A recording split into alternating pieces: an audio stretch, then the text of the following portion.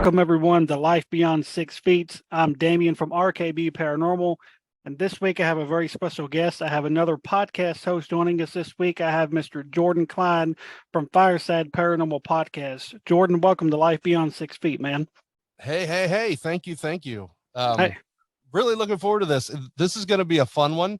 I don't know if you want me to spill the beans or not, but Hey, go right ahead. all right. So I have a show and you have a show. So the cool thing with this is we're interviewing each other at the same time, Right. for our shows. There you go. It's going to be something. This could either be really, really good or really, really bad. We'll see how it rolls. I think it'd be all right. Like I said, most of my shows, I don't have anything prepared anyway. I just kind of wing it. So that's how we're going to do this.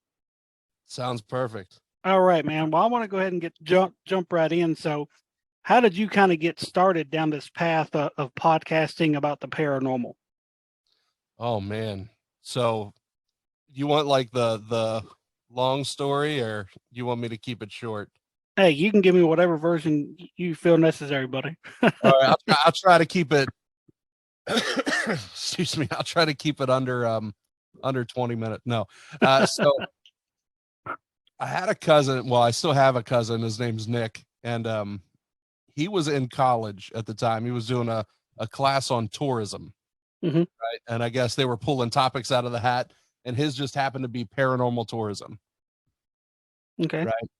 So he's like, all right, well, let's figure out what we can do, and finds a ghost hunting 101 class at the West Virginia State Penitentiary. Oh, wow. Now that's only like 20 minutes from where we live. So that's not like a huge trip. So he's like, I'm not going alone. You're going with me. Right. Okay. I ain't got nothing better to do. And we end up going. We're trying to figure out, like, what do we even take? Don't even know anything about it. Like, we watched Ghost Hunters a couple times just like in prep. Right. Right. This was a whole new, this was like 2007,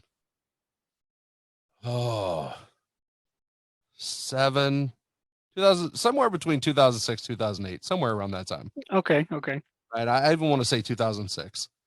And it wasn't really big at the time. This was all pretty fresh. Like podcasting wasn't even a thing there. So we started doing investigations, or we did that investigation. We got hooked. Right. Just like right off the bat, like we were glued. Like we got a EVP like right away. Right. Like, this is amazing. So we end up starting a group, right, called the Wheeling Society of Paranormal Research, right, WSPR. Mm-hmm. And then there was a local radio station that how do I want to say, like, as we got like really cool evidence that we didn't know or we couldn't explain away, like they would always have us on the show. It's some show during the day. There was like 2 or 3 of them that always had us on, and we would give, the evidence to talk about it. Well, the general manager's like, man, do you know anybody that would want to do like a paranormal show? We're like, we'll do it. Right. We'll figure it out. And then he goes, great, you start Wednesday. Oh shit. So here we are, right, in our 20s. I'll say we were in our 20s. No clue what we were doing, especially no experience with live radio. Right. And we had our own live radio show go, right? So it was very trial and error, and it was really, podcasting wasn't a big thing. So what I would do is record the shows, and then we just stick them online.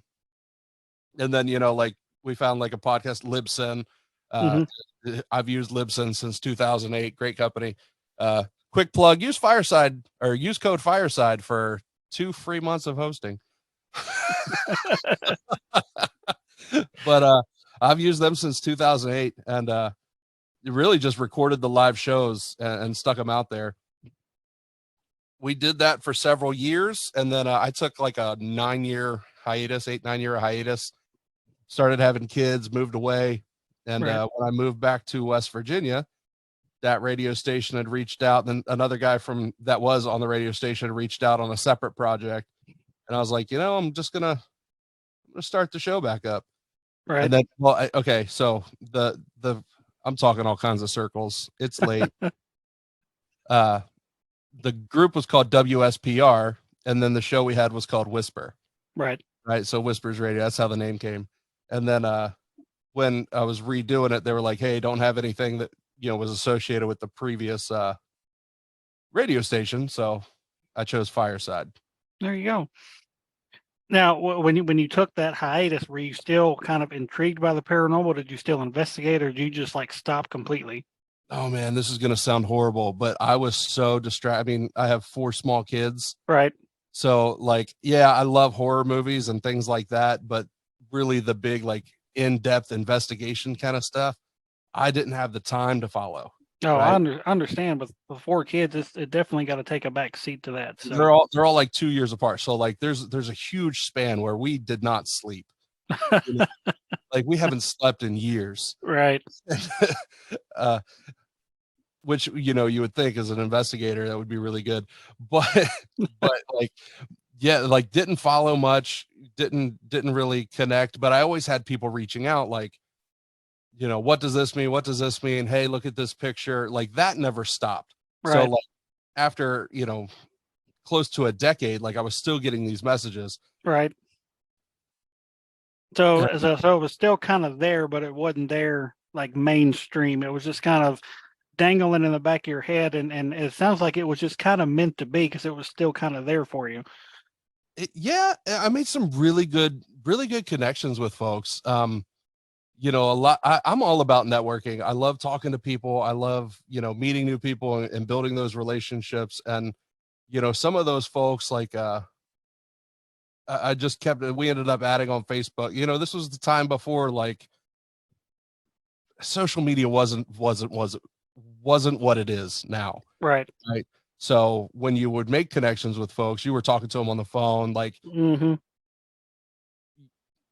I don't want to just sit and name drop a bunch of people, but like really cool connections with folks that were big into the paranormal world that Right. I just stayed in contact with. So when people would message me and say, hey, I got this going on, like I would point them in that direction. I got you. Hey, I'd have somebody to reach out to. Hey, what do you think of this? What do you think of this? Do you want me to connect you guys? Things like that. Right. So in that first initial investigation, you said Eastern State Penitentiary. So that was like your West Virginia State Penitentiary. West Virginia. That's right. You're in West. See, I done got my jails, my prisons mixed up.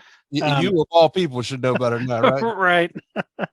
Right. It's late here too. I'm tired as myself. So that was your like very first investigation. Like you'd never done it before. That was like your very first one.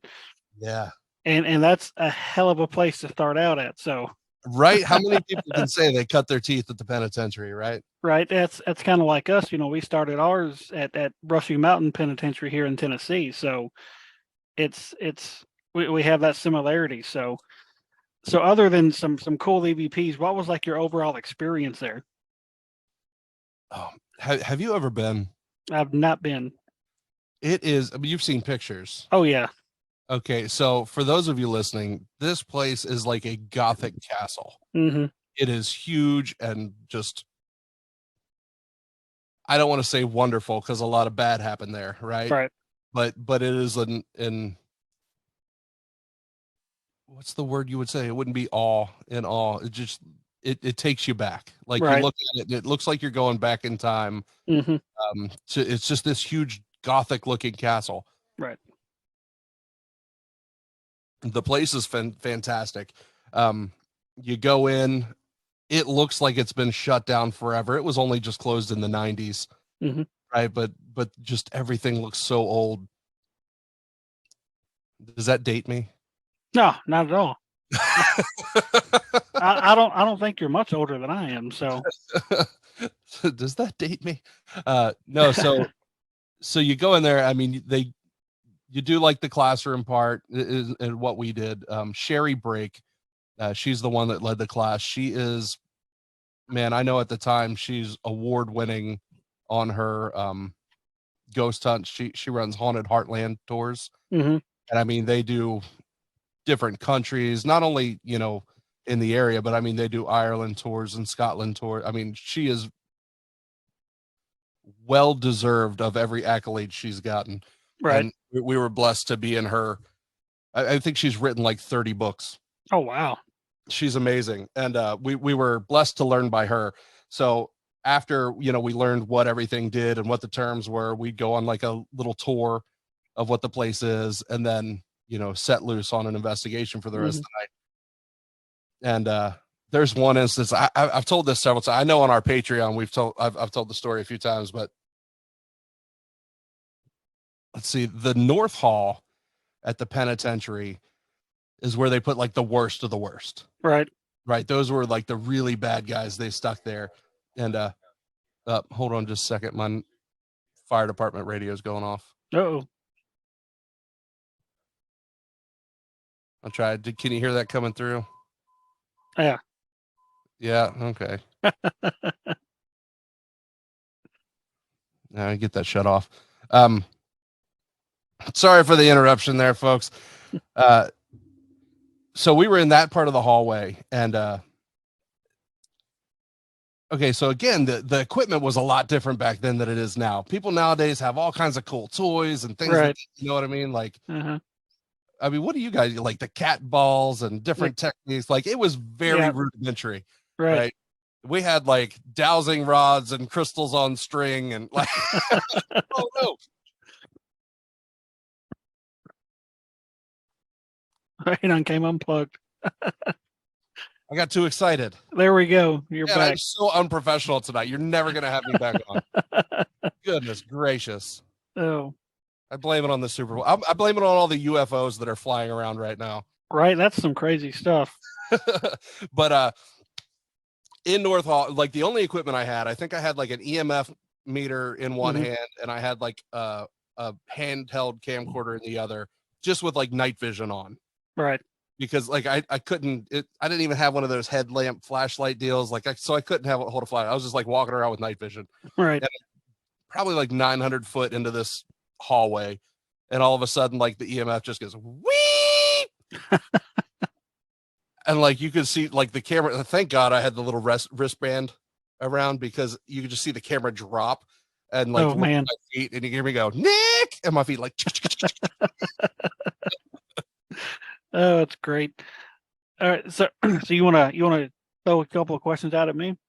Yeah, man. With your group, like, what are some places? It's been a little while since we talked. Right. So what locations have y'all done here lately?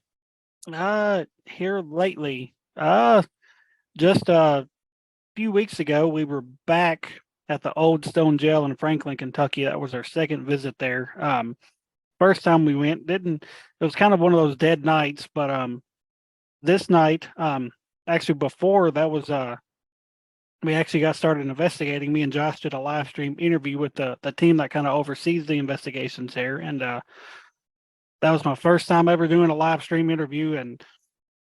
And while we were doing it, my wife and the other ladies that were with us as part of the team, they were upstairs in the cells kind of pre-investigating while we were, interviewing and stuff. And probably about 10 minutes into the interview, you hear one of the girls kind of scream.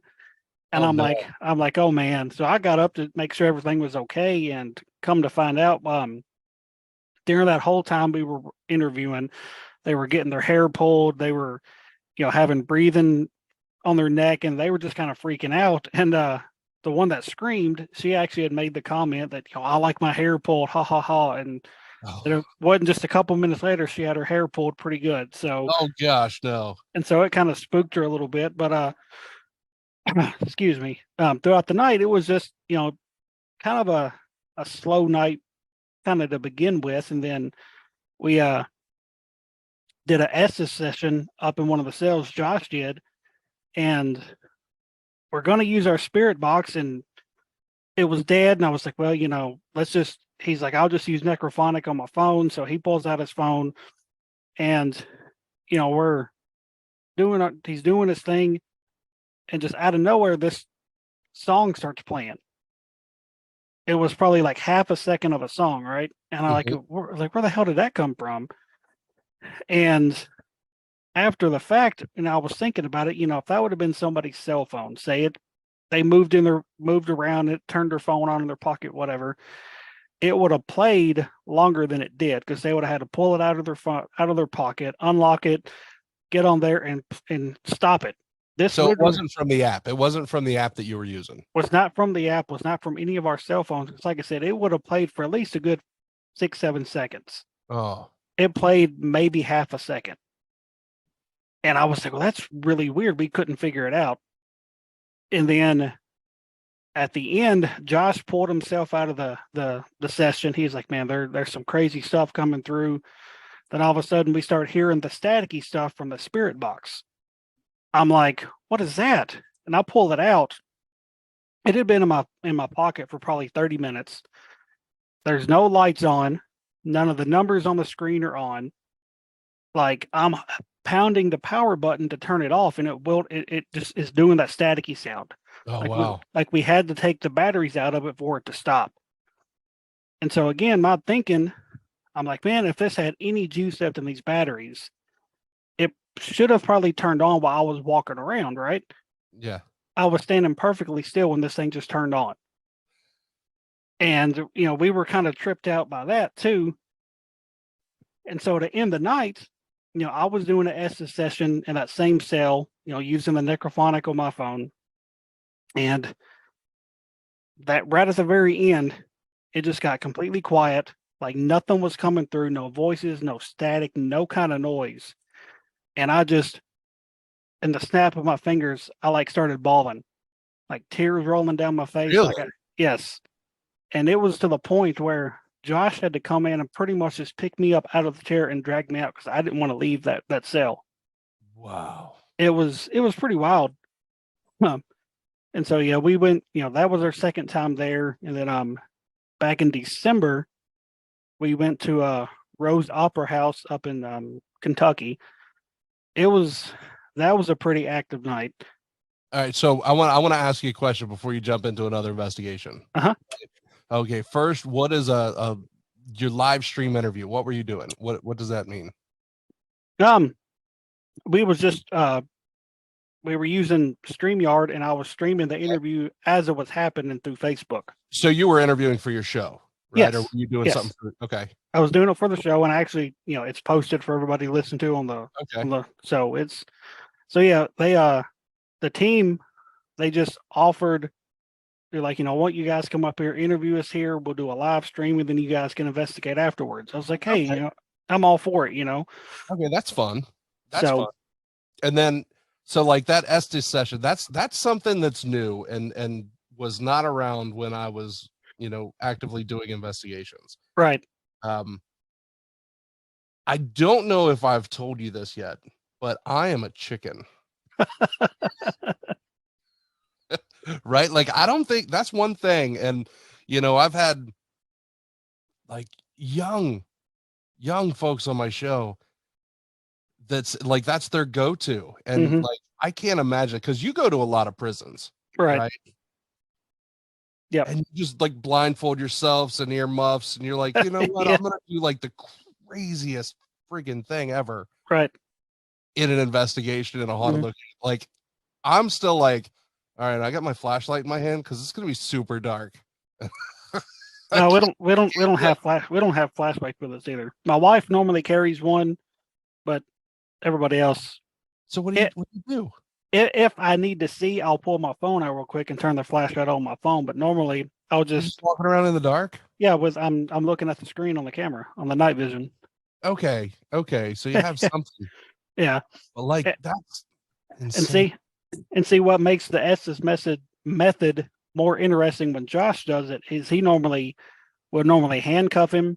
Yeah, no, I remember y'all telling me how you do this, and that's why I'm saying y'all are nuts. and here, like, let's go to a prison, right? And let's not necessarily taunt the spirits, but I'm gonna handcuff myself in a cell and then blindfold myself and put earmuffs on.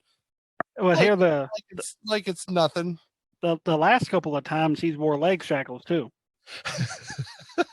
so if something scares the hell out of him, he can't take off running. But yeah, I mean, it's interesting, especially when you find out like stuff's kind of adding up with whatever's being asked. That's pretty cool. Oh no, yeah, it's incredible. But hats off to you. I don't think I could do it. It's like, in the heat of it, maybe, but like just sitting in my living room right now talking to you, I don't think I got the guts. I mean, I think the craziest one that I've probably done, um, we was at an old post office. Was it early 2021, Uh-huh. and I did it locked inside of a vault.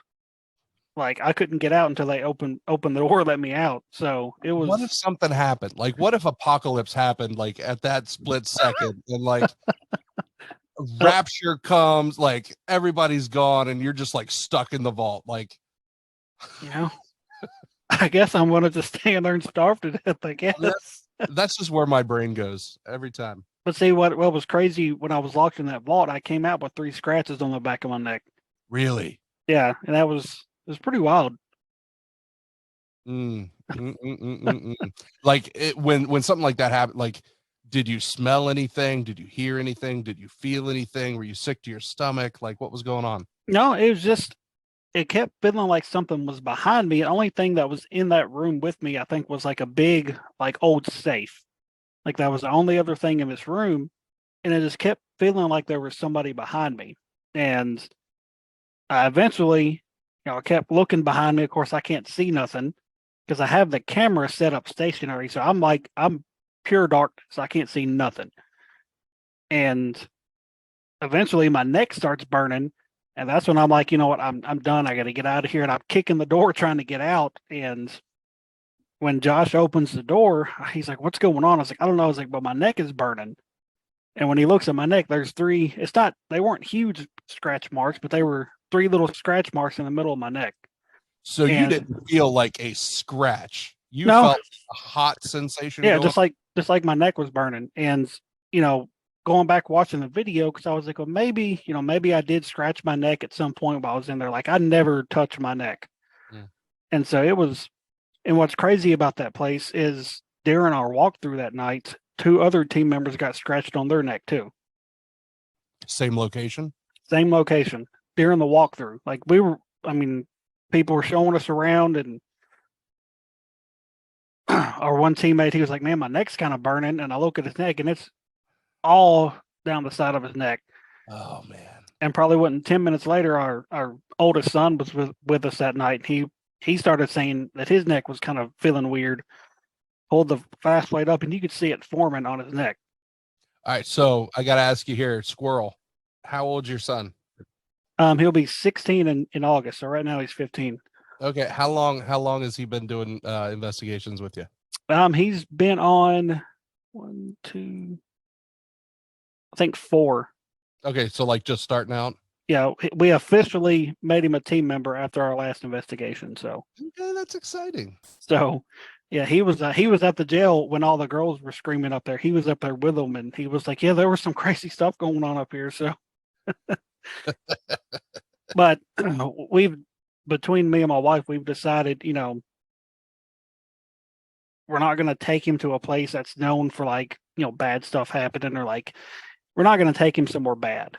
Yeah. So, I mean, of course, crazy bad stuff can happen pretty much anywhere, but if we know there's like bad shit going on somewhere, we're not going to take him. So we don't want to subject him to that. So, Okay. So with all the stuff that you guys do, and I got to ask you this, what scares you? Right? Because obviously blindfolded in the middle of a prison, shackled up, does not. But like, what is it that gets to you? Because everybody's got that fear. Because I know I'm on all kinds of hate lists right now because I said that that I'm a chicken. I'm on a list now, but I know like everybody's afraid of something. um, honestly, at most locations, I get spooked by something non-paranormal. Just this spider. I'll see, I'll catch my reflection in a mirror or something like that, or I'll step on a creaky floorboard and it'll send me screaming. But no, honestly, probably when I probably get, I would say maybe the most nervous. I wouldn't necessarily say scared, but it's kind of when I'm just walking alone in the dark. Really? Because you don't really know what's fixing to happen. You don't know what's around that corner. You ain't got a flashlight. No, like I said, only time I really use a flashlight is if, there's a lot of stuff around and I don't want to trip over something. So normally I'm just walking in the dark looking at that little LED screen. Mm. All right. So, uh, you've done a big prison. Where's some other locations you've investigated? Now, see, when we were doing it, like, it was more residential Okay. is what we handled. Our whole goal, we kind of treated it like, I'm a church boy. We treated it like a ministry. Right. We knew people were afraid to be in their homes. We wanted to try to find out a way to help them. Mm-hmm. Right. And Ghostbusters, goodness gracious. Hey, that's my favorite movie, man. It's everybody's favorite movie in this field. Ghost Hunters was the only like real show, going on at the time, Mm-hmm. that everybody was following. So their whole thing was like debunking the crazy, Right. to keep some people to peace. So that's kind of the method we took with it. And we did, for big places, we did the prison several times, and we did a local college. Mm-hmm. But mainly it was all residential that we Okay. handled. So what's some of like the craziest stuff you experienced in these homes? There was one, and it is a house that's on a historic registry here. And it's set up like a museum now. So I guess that would be a location. It was a private person that reached out to us. So it wasn't really like a pay to play kind of place. Right. But it's set up like a museum, and it was probably hands down the most active place we'd ever been. So much, in fact, we actually had a member leave that night. Just like he had all this equipment that like he had spent, again, at that time, it was high tech stuff. Oh man. Just different from what it is now. But he had a lot of equipment that he just like handed it over, said, I can't, and left. Oh man. And, like, just stopped talking to all of us. Like, it scared him. It legit scared him. Oh man. I worked with the guy, so he didn't like stop talking to me, but it scared him. This place had like the disembodied voices. Mm-hmm. So there were times, I don't know how you set things up, but we always had a time where we tried to get bass readings, right? So we would set up recorders and place them throughout the place. It was a 3-story house. We had a lot of recorders we'd post up, just to make sure we had all sections of the house covered, and we would just run them all, every floor, all 8 hours. It was wonderful to go through evidence. But we made sure like we had some kind of baseline reading throughout. Mm-hmm. So we had, there's sometimes where like we would sit in a room and try to get some EVP. If you felt something, raise your hand. We go from there. We check tapes. Right. And we would hear some creaking and banging and knocking and responses. That's normal in some more active places where they're like doing the knocks and responses. Mm-hmm. But we started hearing voices, right, of a kid. Oh man. Like, we would be on a stairwell and you hear like, ha ha ha ha ha ha, like a little kid, and we're like, ha, ha, ha. And see, that just makes it even more creepy for some reason. Being a kid makes it horrible. Right. Real sing-songy, come find me. Oh man. Like, and we were running around like trying to chase. Nobody lived there. The place was set up like it was just an old historic home. Right. It was empty that people could go take like tours through. They were like getting it ready. Right. And man, we were trying to find everything in that place, and the recording, like we got all these on recording. I got it on our YouTube. If you scroll through, I got like several clips from that place in our YouTube. I think there was a Native American, I don't want to say massacre. Where I live at was heavy with things like that, battles, and you hear what almost sounds like a war cry, screams for stop.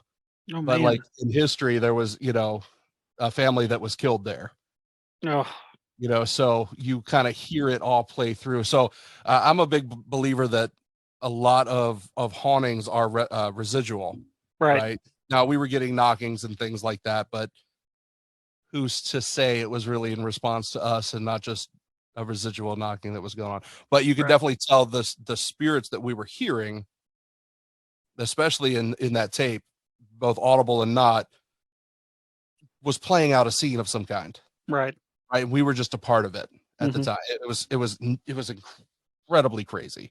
Man. And yeah, we were all praying really hard out in the parking lot before we left. Please, please don't come home with us. Nothing. Right. And like I said, a guy quit. Oh man. You'd put bouncy balls on the floor and balls would bounce. You would hear change, moving and dropping. You put change on a banister and it just knock off. Oh wow. It was a lot. It was a very active night. Sounds like it. Now, was there ever any homes that you went in to investigate and absolutely like nothing would happen? Like it's just completely dead night. No knocks, no voices, nothing. Yeah.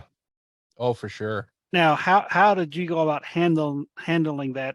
Telling the owners, hey, nothing's happening. Like, because that's kind of what makes us hesitant about doing private residences, is because if nothing happens, how do we tell these people to make them think that they're not crazy? You know what I mean? Well, first and foremost, you gotta let them know that hauntings you can't plan a haunting. You can't schedule the activity that's going on.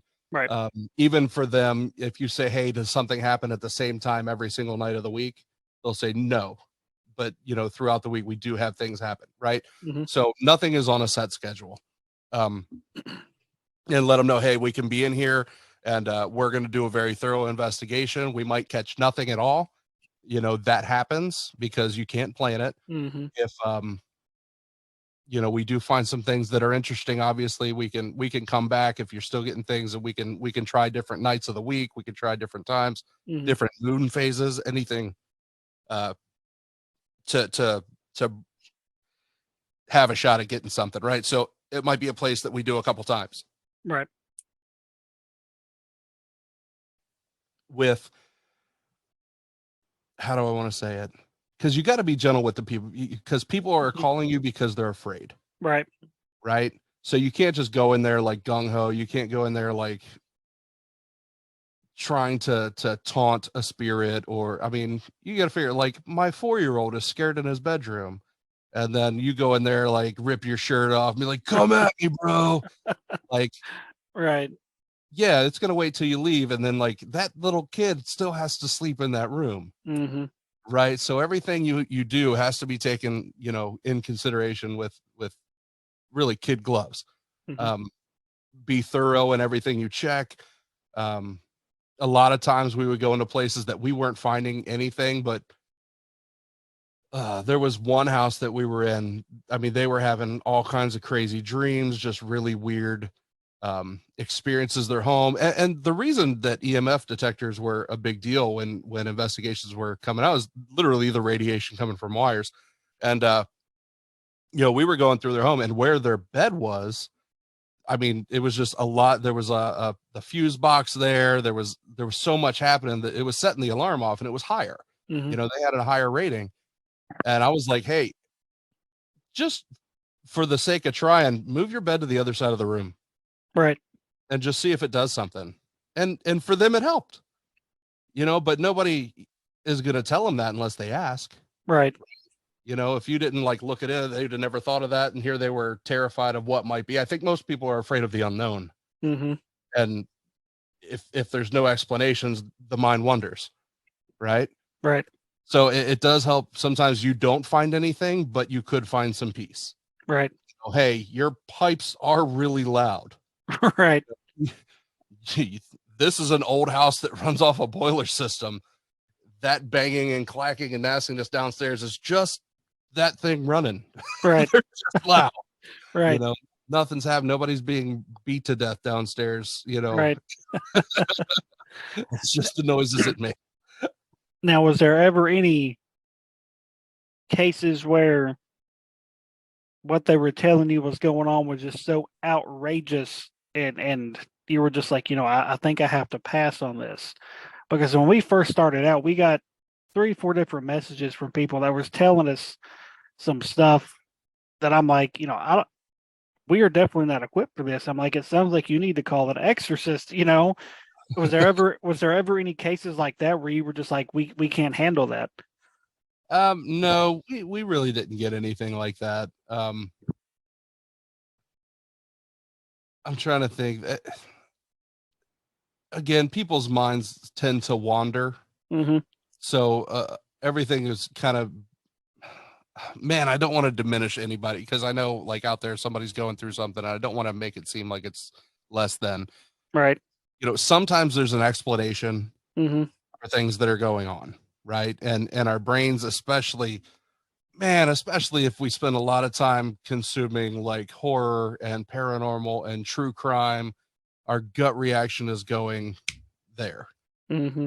instantly. So sometimes really crazy things are happening that could be explained away, Mm-hmm. but just in the perspective that we're having, it sounds so much worse Right. than it really is. Does that make sense? Oh yeah. Oh yeah. I'm trying to make sure I'm saying that right and respectfully. Right. What you're putting in is coming out. Right. Because like I said, there was a couple of messages we received when we first started out that where if you put on paper what they were saying, it would make like another Conjuring movie. And I'm Oh, just like, I was like, I don't know. I'm like, I'm not doubting the people, but at the same time, I'm like, I know we are not equipped to deal with that because I don't know what I would do if I walked into a house and furniture is flying at my head, you know? right. Yeah. So I'm like, I would tell them, I'm like, you probably need to contact, a church or something because I don't know how to deal with that. Now there was, we did, like I said, because I treated it like a ministry. So Hmm. I did have a few clergy in my, I don't want to say in my pocket, but close, that knew what I was doing. And Hmm. if something was happening, like we could bless your home, do things like that.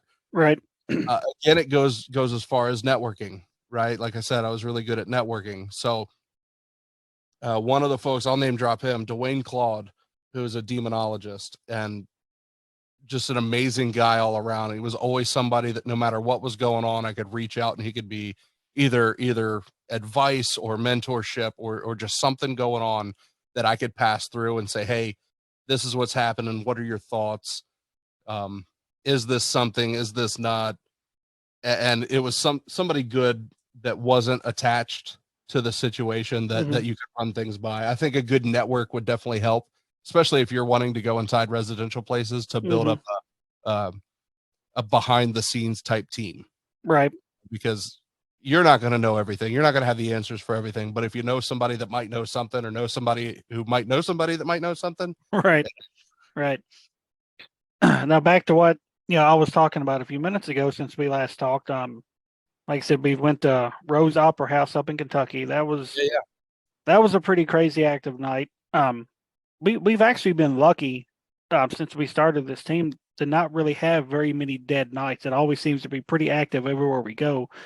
And I don't know if that's just because of how we approach things or if we just get quote unquote lucky every time we go somewhere, but we haven't had very many dead nights. We're always, even if it's stuff we don't capture on video or audio, we still have those personal experiences at some of these places that it's just like, man, I was like, I don't know how this is happening every time we go somewhere. Maybe the spirits are following you. I mean, it could be. Because we have stuff that happens at our house too, Oh, wow. and so and my mom's pointed that out before too. She's like, I think something's haunting you, and I was like, hey, I don't know. I've never done anything to purposely make one of them mad, but yeah, we went there and we went back to the old Scott County Jail where we captured that picture flying off the wall. Yeah. Yeah. We went back there for our second time, and that night it wasn't a super active night, but we did have a weird experience upstairs. In that same hallway where that picture got knocked off the wall, we were doing an Estes method session in there. And they had told us that they usually get really good responses when they play gospel music. Really? I was like, right. I was like, well, we'll give it a shot and see what happens. And so, Josh is doing the Estes thing, and so we go ahead and start playing some music. And almost immediately after that music turns on, I start feeling nauseous. I start feeling dizzy, and I don't know, something don't feel right because I'd been perfectly fine the entire night. I was getting so dizzy, like I dropped to my knees just to keep from falling. Really? And I told my wife, I was like, turn it off. And she turned it off. It lifted. I was fine. Um, Gave it about 5 minutes. It's like, well, let's try to play it again. She turned on a different song. Same thing. Started getting dizzy. Started feeling nauseous. Mm. I was like, I can't do it. I was like, I'm done. I was like, I got to go downstairs and get away for a minute. And so that, I don't know who was up there at that point, but whoever it was didn't like that music like they said. So it was somebody totally different that night. So and yeah, since we last talked we attended our first paranormal convention. How'd that go? It was really fun. It was the first one that we know of that's been held here in Middle Tennessee. Some of our friends put it together, and I don't remember how much money they said they raised, but I think they said they raised about $6,000 or $7,000, which is really Wow. good. And What was it called? it was called Phantom Paws and Historic Calls. Okay. Yep. Um, they donated half of the money to a senior dog sanctuary, and they donated the other half to a historic haunted location here in Tennessee. And I gotta say, we had way more people coming up just chatting with us than I was expecting. I was expecting a few here and there, but like we was having people come up and just stand there for 20 minutes, just telling us all this stuff they have happened and what's got them interested. And I'm just like, this is going over way better than I expected. So that was pretty fun. And we Well, I'll tell you what I do, and because you podcast as well, you might like doing it. I bring my equipment to record, and then I have people actually share their story. So I start my show off with somebody's personal story. yeah, I I've love listened. going to conventions, Yeah, and so I get people come over and tell me stories. I'm like, well, have a seat, let's talk about it. You'll be on the show. right. Yeah, people And come up all the time. Yeah. I mean, I know the same people are going to do another convention this year, and they've been reached out to us to see if we want to attend again. And one of the guys, he's a host of a podcast too. Eric Freeman Sims.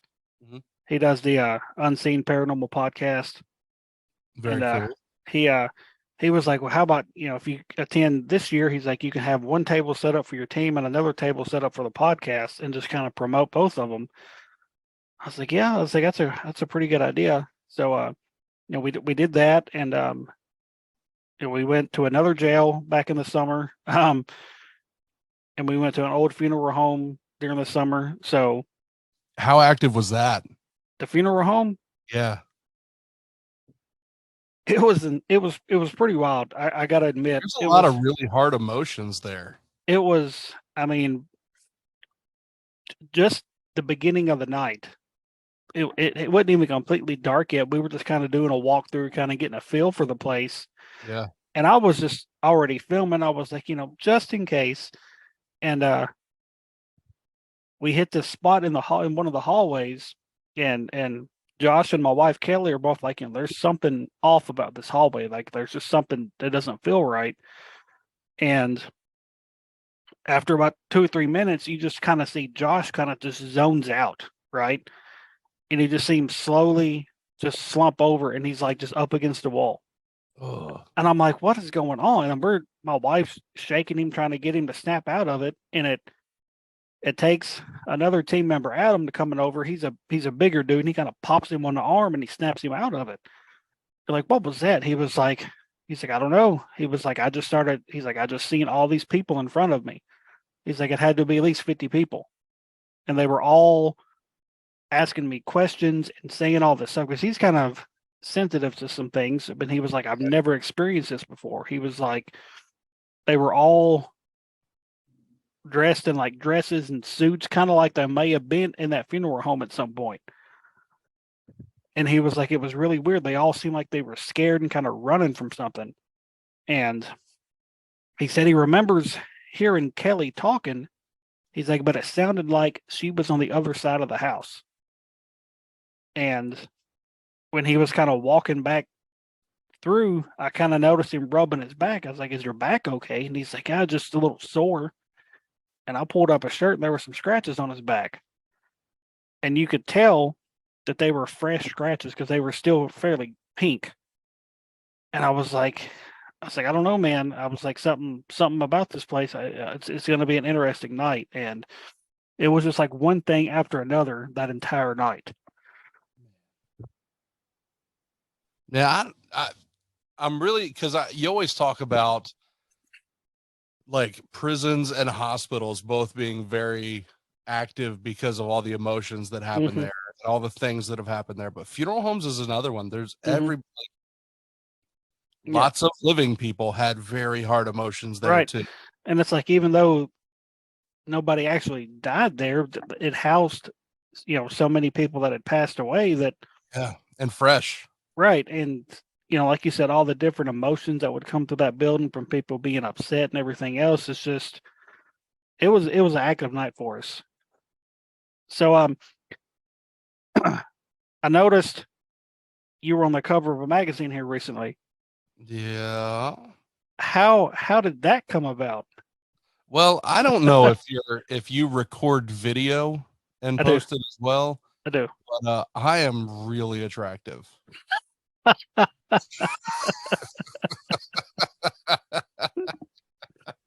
So that's how you got it, huh? That's how I got it. It wasn't for anything other than my good looks. No, I am the editor of American Paranormal Magazine. We connected probably last January, maybe even before. Just talking about podcasting and she was working on that magazine. We became friends and kind of shot ideas back and forth. She's highlighted the show several times. um Follows the show, listens to the show. She's even a member of my Patreon, which is really cool. So Hell yeah. she's a fan. Really cool lady, real driven, really has a good paper and a good system going up. Like, that's a great newspaper. And she did a contest at the end of the year. It was like the paranormal researcher of the year. Mm-hmm. And I got second place. And it was by like something like 12 votes. Oh man. So whoever the winner was the cover in December. And she's like, you know what? How about January? And then I was like, heck yeah. There you go. So it was special. It was more special to me because the very first time she had put me in the magazine, did a highlight for the show, was the January prior. Mm-hmm. So it was like, just from a year, I went from being a highlight to on the cover. Right. Meant a lot, because I definitely never thought I'd be on the cover of a magazine. Right. Right. Because if you don't see me, I'm not as pretty as I sound. I'm right there with you. I found out about American Paranormal Magazine through Kristen Amanda, the Paranormal girl. Yeah. Yeah, I'd seen that, they had done a feature on her podcast, and I was just like, hey, how'd that come about? Just kind of curious. And she told me the story, kind of how it was more or less an accident in a way. It just, person reached out to me and this and that, and I was like, oh, that's cool. And so I was checking out the magazine, and I'd seen on their site how you could fill something out, and you can have your name or your team name posted on the very back page. I was like, well, I'm gonna fill that out. That's a little bit of exposure, no big deal. And Kim had contacted me after I did that, and she's like, hey, we've looked into your team. We want to feature you guys. I was like, okay. I was like, that's cool.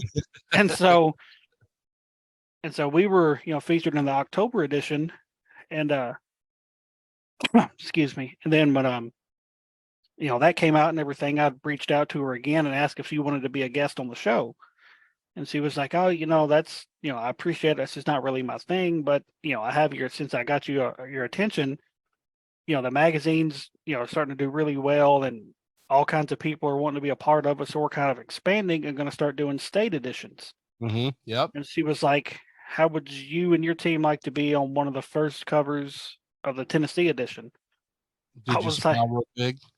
I did. I was like, holy shit. I was like, that's crazy. And I was like, absolutely. And she's like, well, it's not going to be until the beginning of the year, this and that. And so that magazine just came out, actually probably about a month ago. And I designed the cover of it. How about that? And so, you've been on the cover of it. We've been on the cover of it. So, we're like twins. Right. We got the beard and everything. So Kim is a great lady, so I hope she listens to both of our shows to hear us bragging on her. She is. Yeah, I've been trying to get her on my show too. She'll let me talk about her forever, but I can't snatch her up from there. So you say you do all these different conventions. Like, what was the very first convention you ever did?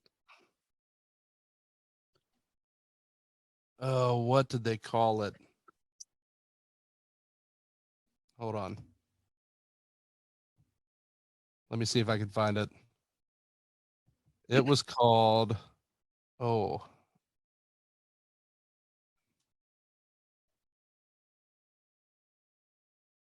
it was like Misfits and Metaphysicals convention. It was something along that line. Right. But it was a long title. And they'd only done it the one time. And I think part of that team broke off and started their own, which is the Wonders Oddities Expo. Okay. And the folks that run that actually sponsor my show. So I get invites to every single one that they do. I only stay local. I've been out to like Pittsburgh one time with them, but I try to stay local just because with kids and work and stuff like that, it's tough to travel to some of these. I mean, they go all the way Pensacola, Florida. They're all over with what they do. Right.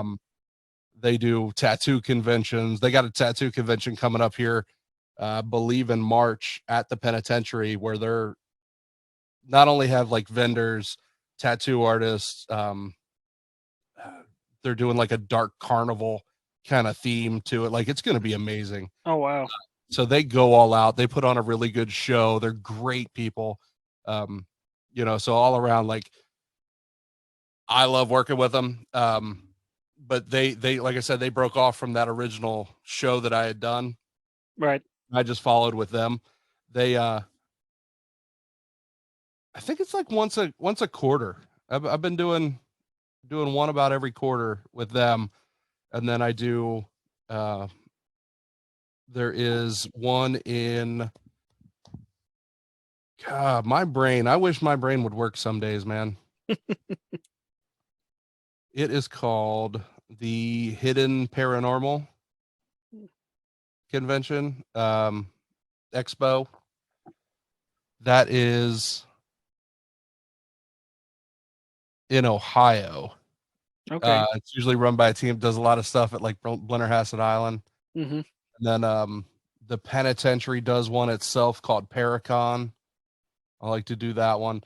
It's really cool, especially like as a podcaster, because you meet so many different groups and things that I like hearing people's stories. I love the one-on-one contact with folks. Mm-hmm. Especially now that I've been in the circuit for like a year and a half, probably, that, a lot of listeners come up and, share stories and, some repeat folks.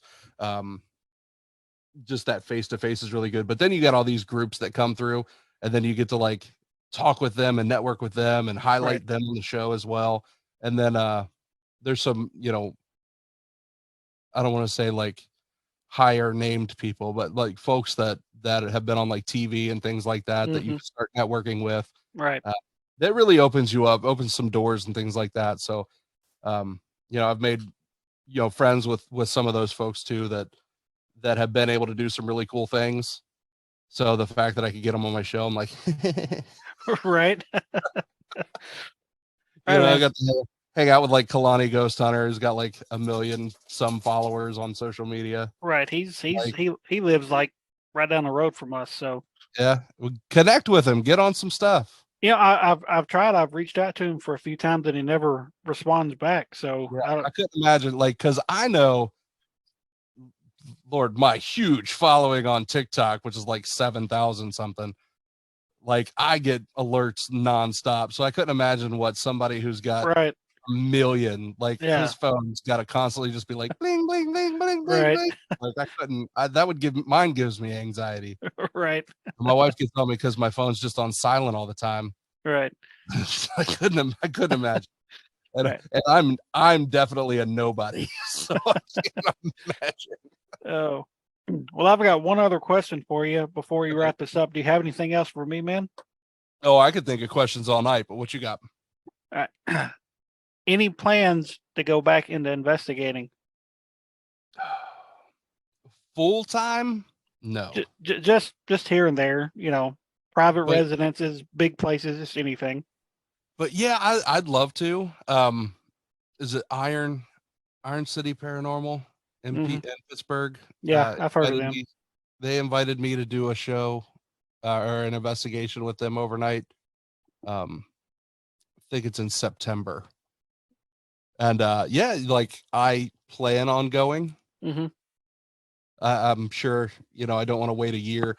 I would love to start because I used to rent the penitentiary out and host big events there. Hmm. I would love to be able to do that again Right. now that COVID's kind of over and people aren't afraid to like go outside anymore. I'd love to get that in the works because that was always a big. It was a blast.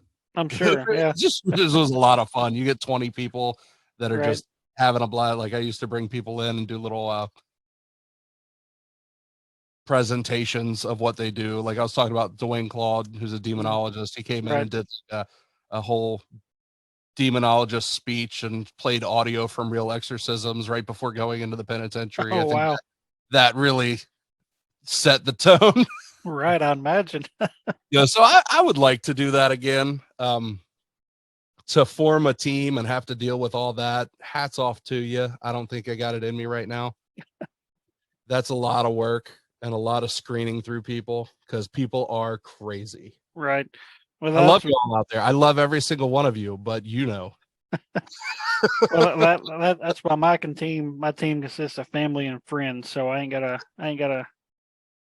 So and there's some teams out there, man, that 100% are open for other people to join them and mhm. different groups that join up together and do events. Yeah. Now Lord, I'm open to working with other teams. That there is quite a few teams here locally that want to work with us. We just hadn't ever got the chance to really line anything up yet. So have you had anybody really crazy reach out to you yet to want to like come on the show? honestly, I haven't had very many people actually reach out to be on the show. I've reached out to most everybody that's been on the show. Oh, give it time. Um, I mean, the ones that have reached Especially out, since you're a cover girl now. I mean, the ones that have reached out, I mean, they've all been fine on paper at least. So I mean, that there's still some that I haven't had on yet that's reached out that have lined up. So hopefully they work out. So Oh yeah. I got a message, and this was months ago from somebody that was just, Lord, I definitely hope they're not listening. But talking about like they like to like invite the demons into their body so that they transform and all this kind of stuff. And like, I'd love to come on the show and talk about it. I'm like, I don't know if I want to talk about it. yeah, I don't know about all that now. Yeah, that's not what we're about here. Right. But there's folks have some interesting things that they like to do. And Right. hey, I'm not, I guess they say don't knock it till you try it. I don't plan on trying it. Right. So I'm not gonna knock it, but it's not my cup of tea. Right. So there's some folks out there that like to do some things. So Right. Absolutely. There's a fine line. So, and that's one I don't think I'd want to cross either. So I'm open to handcuffing myself and stuff like that, but I don't think I want right. to invite a demon in my body. So Hey, I want to ask you real quick. Super Bowl's not over yet. Who you got for the winner? well, like I said earlier, my team's not in it, but I'm gonna have to pull for the team that has two former players of my team on it. I have to pull for the Eagles, man. There you go. They're winning right now. So, they got AJ Brown, who they traded for, which I was very upset about when that happened, because my team's the Titans. So I was very upset when they traded him last year. And they got our former punter too, Brett Kern, who actually I think he was inactive tonight. But I'm more rooting for Kern because he was with the team for like 12 seasons, and I'd really like to see him get a ring before he retires. That's cool. That a guy that I used to work with when I lived down in Myrtle Beach, his name is Brian. His daughter married Carson Wentz, Oh wow! who used to be the quarterback for the Eagles. Right. So, yeah, crazy story about how they got together. I tried to look it up, they didn't, but it's not like posted anywhere, so I'm gonna spill the beans a little bit. Oh. They were on a missions trip to like, I think it was Haiti, and they were building houses. It was like after some kind of disaster they had there, so they were trying to help build houses. There was just a group, and I guess they felt they weren't doing it quick enough. Right. So like the townspeople were like chasing them with like sticks and throwing rocks at them and all this. So I worked with Brian, who gets a phone call that like his daughter's like being chased and like threatened in another country, and they're chasing them. They lock them in like a storage container, and they're like trapped in there. So like he is freaking out and like pacing the office, screaming like, I gotta get, like everybody's looking up like plane schedules and stuff like that to get him. He's like, I have to go to the airport now, my little girl. Like he's going nuts. But turns out she was locked in there with Carson Wentz. Oh wow! I mean, I guess they met on that trip. That would be I guess that would be a good story to tell. I do have one other thing. You're actually a firefighter, correct? Yeah. All right. So there's always stories about these fire halls being haunted. Is your fire hall haunted? So crazy story, right? So I have video of our gear room. So we have like cameras and things like that, and I was checking, and I'll send it to you. But like our gear rack and stuff is just sitting there. All of a sudden, like one of the jackets just starts swinging. It's like the middle of the night, so there's no doors open. There's nobody there. It's a volunteer station, so people are only there if there's a call. But no vents, no doors open, no nothing. The jacket just starts a swaying. That's crazy. Yeah, there could be something. It sounds like there may be. So, all right, well, man, do you have anything else for me before we wrap this up, man? Hey, man, what's the next step for you? What are you doing? We're just gonna keep on keeping on, man. 2022 was our biggest year that we've had so far. With the convention, the magazine. I've started the podcast. That's a pretty big year. We had, I think we investigated 7 or 8 locations, which was the most we've done in a year. So we're just going to keep doing what we do. I mean, we love doing this. We're not out there to get clicks and likes. If we get quote unquote TikTok famous or whatever, cool. If we don't, cool, because we're still going to be doing this. It's not the reason. So, we've added a couple of new members here recently, and there's potential of adding a couple of new ones. So we're kind of getting into a bigger team, but which also benefits because, some of these locations are kind of pricey. So that helps with that factor in it. And so, yeah, I mean, we're just going to keep doing what we're doing. We got one coming up next weekend, and I've reached out to some people over the last couple of weeks about some new locations. I've just recently found out 2 of them, big surprise, are jails. Right? I didn't think you guys did those. So we're looking into that. We're wanting to travel a little bit farther. I think the farthest we've traveled so far has probably been about 4 hours. We're looking to get a little bit farther out. We don't want to go like cross country or anything, but how far is me from you? West Virginia. I want to say, because I think I actually looked up. So if you're looking it up, Moundsville, West Virginia is where the pen is. Yeah, I was thinking, I think I looked it up one time. Let me see if I was correct. It is roughly, no, not bad. About almost 8 hours. So, okay, make you a trip up here. I'll go on a investigation with y'all there. I am not getting tied up and shackled and doing all that mess. Oh, come on now. I will watch you with a flashlight. Oh man. But yeah, like I said, we're wanting to travel a little bit farther out. So I mean, there's some locations that we've looked into in Ohio and I think Indiana. Like I said, Moundsville's one of the top places that I want to go. So I know I know Josh would be down for it. It's my wife that would be the one I have talking to traveling that far. So um that may be like an all guys trip, who knows. Um but yeah, I mean, we're just going to keep doing what we're doing for 2023 and then try to, I don't want to say top 2022, but like I said, 2022 was a big year for us, and we just want to continue doing what we love, man. Hey, hopefully you top it. I mean, that's big time, man. You guys have done a lot this past year. Oh, Not only have you grown, but exposure and things like that. I mean, right. it's only going to go up. Do more conventions. They're addicting, man. Yeah, like I said, we're definitely going to try to do the one that we did last year. Like I said, I think if they've changed the name of it now, they're going to be called Tennessee Haunts and Legends Paranormal Expo. Okay, that's a good So name. so they're kind of going in a different direction than what they did last year, but it's like I said, it's going to be fun. Actually, two of the people that do that, they were involved. Just yeah, I guess I can spill the beans now because they have started releasing little trailers for it. They were involved in a filming of a pilot for a TV show, a paranormal show, obviously, and That's cool. they they invited me to the premiere of it here in about a month. Come on.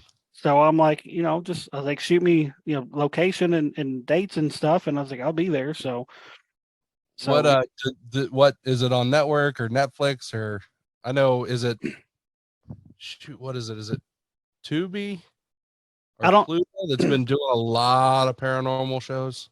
yeah, I don't think they have it on anything yet. I know they've shot the first episode of it. I think they shot it at Missouri State Penitentiary. Oh Um, wow. so they released a little teaser trailer a few months ago, and they've been releasing little clips of each cast member. And I've actually got the cast going to be on the show here in a couple of weeks. So Oh wow. it's probably going to be like it's going to be about 9 or 10 people on. So it's going to be interesting. So That's gonna be fun, man. so. All right, well, Jordan, I really enjoyed this. Like I said, it was different for both of us, kind of interviewing each other. So, Yeah, fun convo, some paranormal mind meld. absolutely, man. Well, I'll definitely have to get you back on the show, and whenever you have a free date open, I wouldn't mind coming back on yours too. So, Well, you're on it right now, brother. you make a good point. You make a good point. That's There what we you go. get when you can steal your own interviews. There you go. All right. Well, everybody, I'm Damien from RKB Paranormal, Jordan Cline from Fireside Paranormal. Thank you for joining me, and me joining you. So, Hey, have a good night, brother. hey, you too, man. Have a good one. Bye bye.